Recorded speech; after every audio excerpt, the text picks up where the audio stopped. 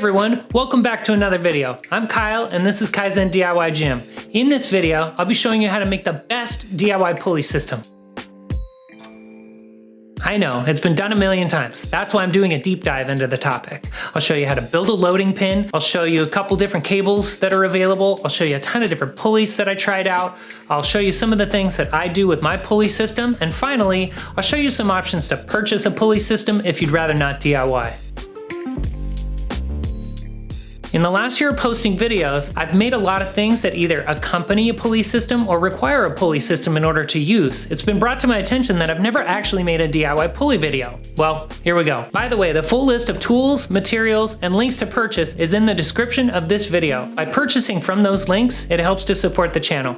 Okay, enough chit chat. Let's get started. Safety first. Be careful. If you are unsure about how to use a tool, ask a friend or neighbor for help. DIY projects are awesome, but being safe is even more awesome. The first thing we're going to build is the weight storage pin. This is what I'm using. 3/4 inch floor flange, 3/4 inch pipe cap, 3/8 inch eye bolt, 3/4 inch by 12 inch pipe nipple, and 1 1/4 inch PVC. If all of that sounds like too much, I recently saw a post where somebody used a boat anchor, so that could be an option too. I drill a 3/8 inch hole in the center of the cap. I'm using a drill press, but you could easily do this with a corded or cordless drill.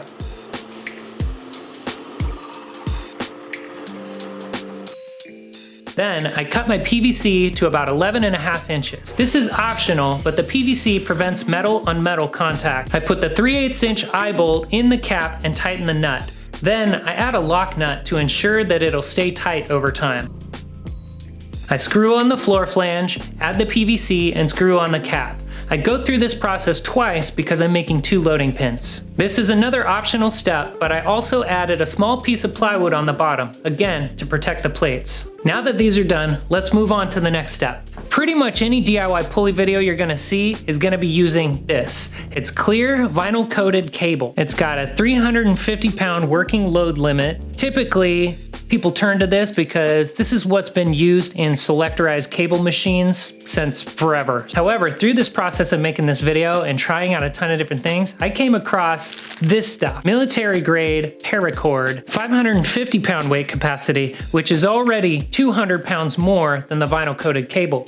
In addition to that, it's also easier to cut, easier to work with. It is smoother when you use it. So in my opinion, 100% I recommend using this stuff rather than the cable. I have just one caveat. Under heavy loads, like with my leg press, it has a small amount of elasticity that you can feel. Whatever route you take, the next step is to cut the paracord or the cable to the length you need. I'm gonna start with a simple lat pull down. I put the loading pin in place, and I recommend adding a short length of chain to the loading pin so you can make quick changes in length if you need to. Then I run the cable through the pulley and measure how far down I want the handle to be. The length is subjective, so just do what feels comfortable. Just make sure to add a few extra inches on each end to account for the loops at the ends. The vinyl coated cable requires bolt cutters to cut.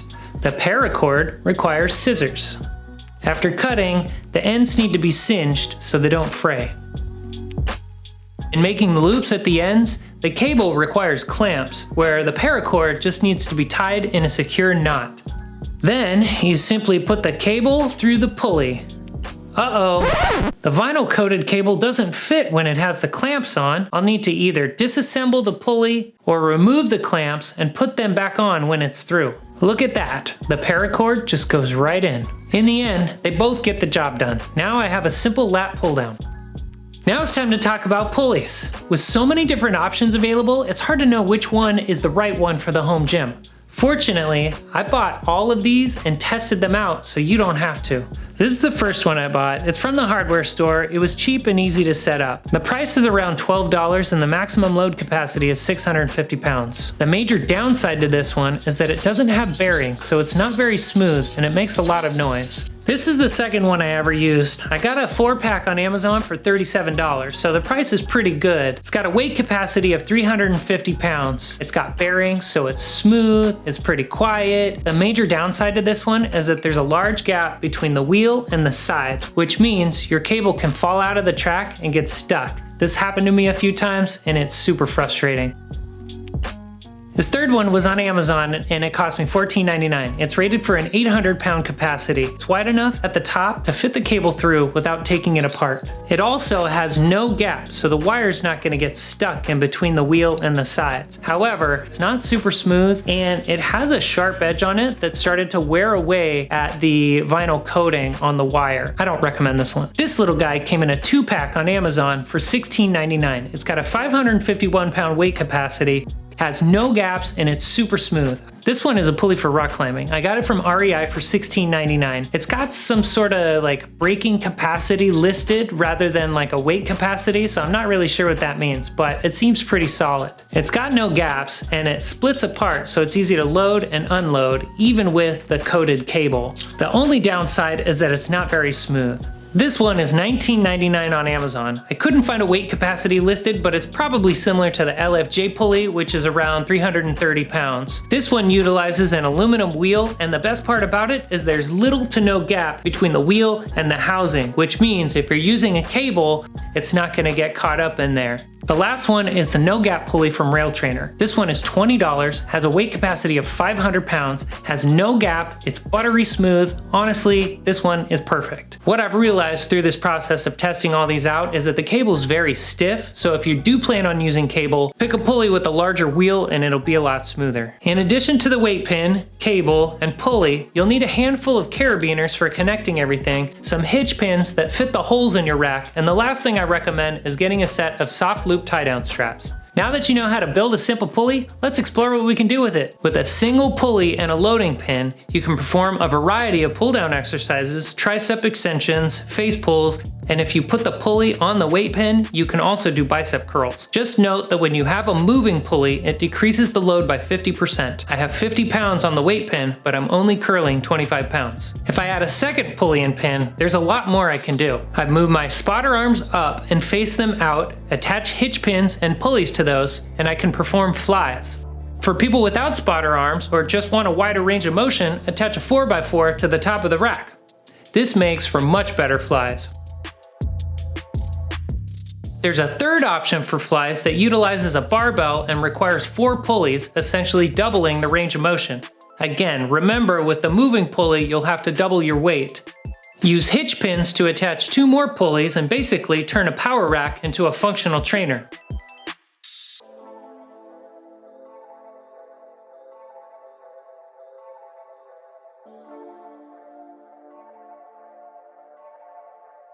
I attach my jammer arms, and now I can use them with consistent resistance.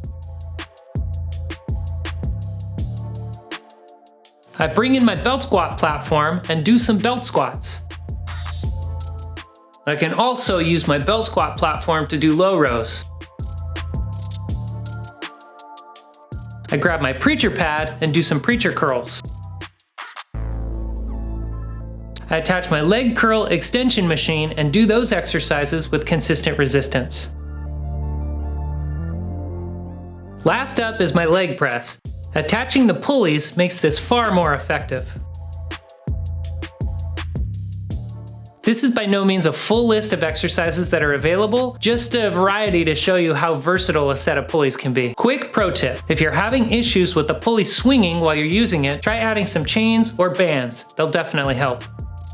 If after watching this, you love the idea of having a pulley system but you don't want to build it, there are a few great options out there. The most basic is the Cable Pro. It's got everything you need to get started right out of the box. The price is $60, and for that you get all this stuff. Keep in mind that instead of a weight pin, you're getting this. It works, but you lose a little bit of range of motion. The pulley is smooth and everything is compact. The next step up is RAILTRAINER. You may remember that name from earlier in the video when I recommended their buttery smooth pulley. In addition to that, what really makes RAILTRAINER awesome is the retractable paracord. That means you can use it for all sorts of exercises with minimal time to set up. Each quick pin kit is $220, so it's definitely more than doing DIY, but with that, you're supporting small business and American jobs. The premium option is the surplus plus strength universal pulley system. This thing attaches to your 3x3 rack. It is smooth as silk and will last a lifetime. The price starts at $450 and goes up from there depending on upgrade options you choose. It is high quality and definitely a buy once, cry once piece of equipment. There's even a low row attachment you can add on for an additional $275.